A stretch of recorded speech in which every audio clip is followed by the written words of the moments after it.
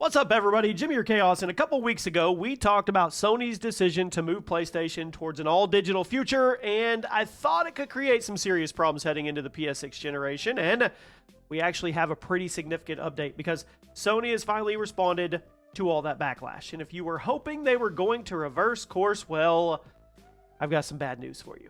They aren't. In fact, if anything, they doubled down. Sony executives have acknowledged that they've seen the criticism. They've seen the petitions, they've seen the social media campaigns, all the fans, all the Reddit threads, and all the forums, and their response basically amounts to, we're moving forward anyway. Welcome to the channel, everybody. I read every single comment on every single video. Today, I'm going to update you on the fact that I think the PS6 could actually be in serious trouble. And what's fascinating to me is that Sony doesn't seem surprised at all. According to comments made during their recent earnings discussions, this wasn't a decision they made overnight.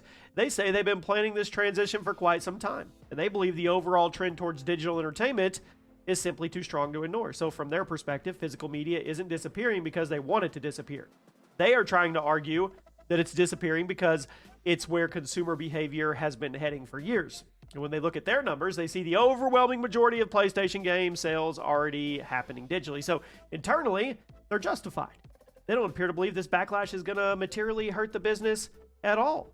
And we put up a video today about Xbox and how they're going to go away from physical media as well, but they're doing it in a completely different manner where there's a good chance that you'll be able to put your disc in and get a digital ID for your disc. And there's also an even better chance that Project Helix, the next console, may play every backwards compatible console from Xbox, all the way from Xbox, the original, and forward. You talk about capitalizing on your competitors' demise here and their own, I guess, self-sabotage, because that's really what seems to be happening here. Now, whether you agree with this or not, it's another conversation. One thing Sony keeps emphasizing is their sales data. And while a lot of gamers keep talking about something completely different, ownership. Those are two different discussions. Sony looks at the percentage of digital purchases and says, hey, this is where the market is. Players look at it and say, hey, what happens when I lose access to something that I paid with my hard-earned money? That's why this conversation has heated up and become so emotional.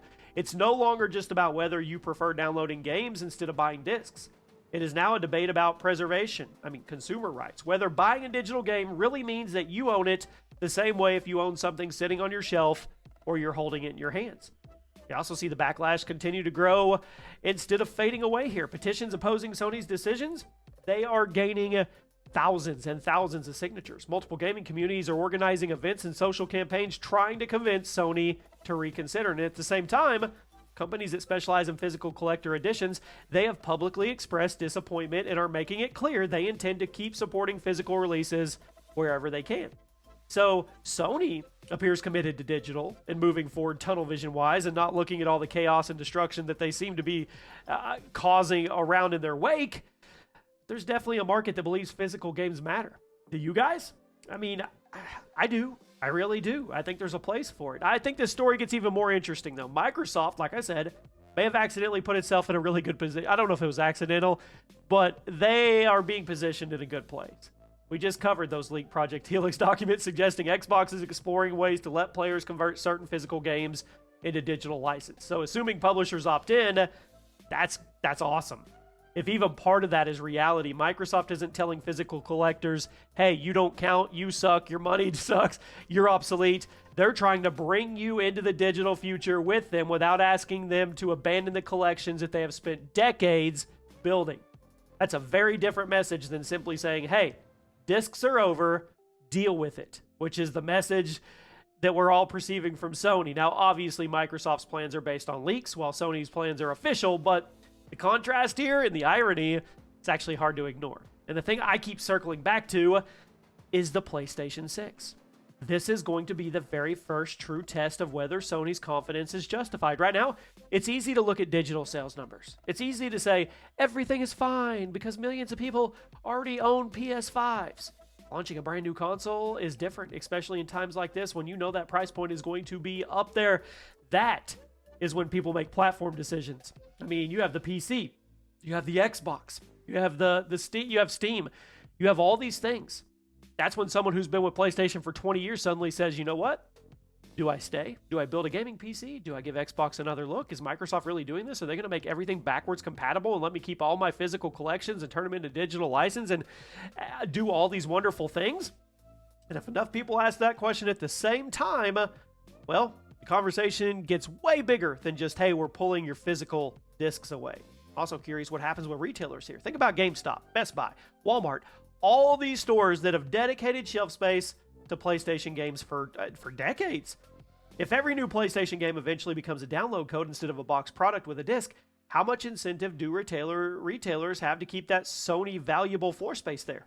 I think that's a question I don't think a lot of people are asking, and I honestly don't know what the relationship looks like 5 years from now. If the retailers pull back that space, that coveted special space, and they give more to, say, Microsoft or somebody else that's still doing physical to a degree or anything, that's not good for Sony. I mean, to be fair, maybe Sony, maybe they're right. Let's play devil's advocate. Maybe the vast majority of people don't care. Maybe convenience wins. Maybe by the time the PS6 launches, enough players have already embraced digital that this whole controversy becomes a footnote. It's possible, but I also think that Sony is taking a huge gamble here. They're betting that consumer habits are stronger than consumer frustration. Those are not always the same thing, my friends, and history has shown us that companies can misread their communities.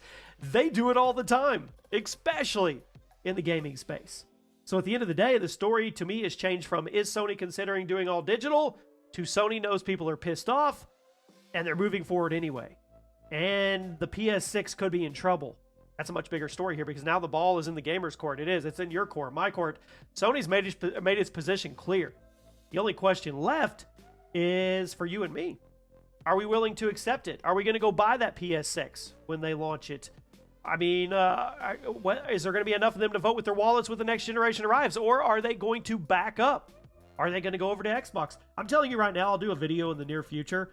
All the big red and green arrows right now are pointing toward Xbox winning this next gen. And I know that can change on a dime and things can change, but man, just the stuff that I'm seeing come out right now, Sony's digging a hole, a big hole.